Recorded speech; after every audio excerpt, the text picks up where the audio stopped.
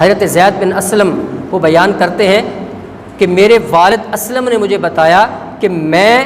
حضرت عمر فاروق رضی اللہ تعالی عنہ کے ساتھ بازار میں جا رہا تھا۔ بازار میں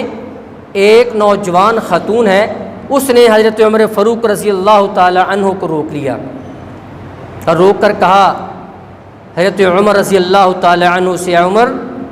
میرا خاوند فوت ہو چکا ہے، میرے چھوٹے چھوٹے بچے ہیں، گھر کے اندر کھانے کی کوئی چیز نہیں ہے، جائیداد بھی نہیں ہے، زمین بھی نہیں ہے، جانور بھی نہیں ہے، کوئی اس طرح کا ذریعہ معاش بھی نہیں ہے،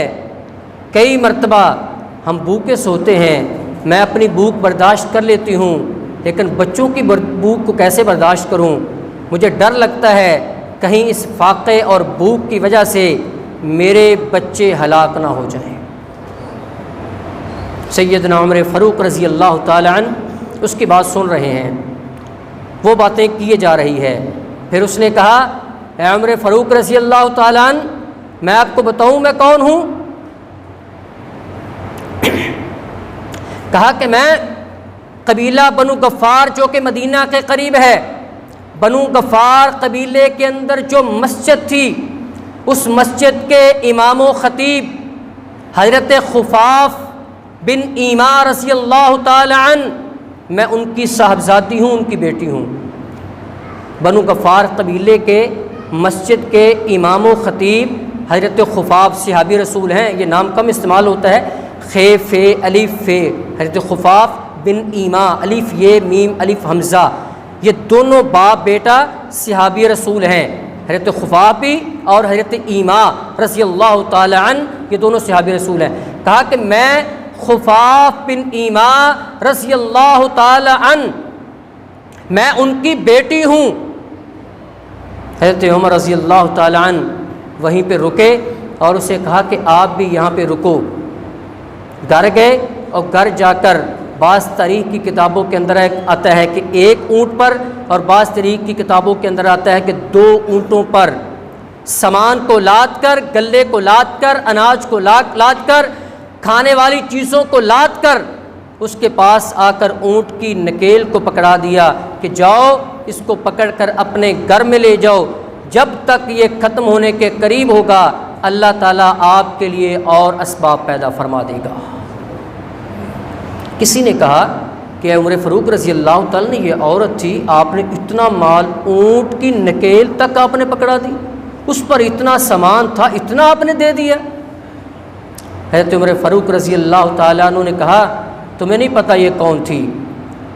یہ خاتون، اس کا والد اور اس کا بھائی وہ حدیبیہ کے مقام پر جن صحابہ کرام نے نبی علیہ الصلوۃ والسلام کے ہاتھ پر بیعت کی تھی کہ ہم اپنی جانیں قربان کر دیں گے نبی علیہ الصلوۃ والسلام کے لیے، اس کا بھائی اور اس کا باپ وہ دونوں حدیبیہ کے مقام پر شریک تھے۔ انہوں نے اسلام کے لیے، نبی علیہ الصلوۃ والسلام کے لیے اتنی قربانی دینے کا عزم کیا تھا۔ اور دوسری اس کی وجہ یہ ہے کہ یہ مسجد کے امام و خطیب کی بیٹی ہے، مسجد کے امام و خطیب کی بیٹی ہے، اس لیے میں نے اسے اتنا زیادہ عطا کیا ہے کہ جس کی اسلام کے لیے خدمات ہوں، اگر ہم ان کی خدمت نہیں کر سکتے تو ہم نے کن کی خدمت کرنی ہے؟ سیرت عمر فاروق رضی اللہ تعالی عنہ صرف نام لینے کا نام نہیں ہے، سیرت عمر فاروق رضی اللہ تعالی عنہ نام ہے، ان کی سیرت کو پڑھ کر اپنانے کا نام ہے، اس وجہ سے کہ اس کا باپ اور بھائی حدیبیہ کے مقام پہ شریک تھے، اور ساتھ کہا کہ ایک یہودیوں کا قلعہ تھا، اس کا محاصرہ کرنا تھا، اور محاصرہ کرنے کے لیے اسی کا بھائی اور اس کا باپ وہ دونوں نے اس قلعے کا اس وقت تک اپنی جان کو اپنی تلی کے اوپر رکھ کر محاصرہ کیا جب تک کہ اللہ تعالیٰ نے مسلمانوں کو فتح سے ہمکنار نہیں کر دیا تھا۔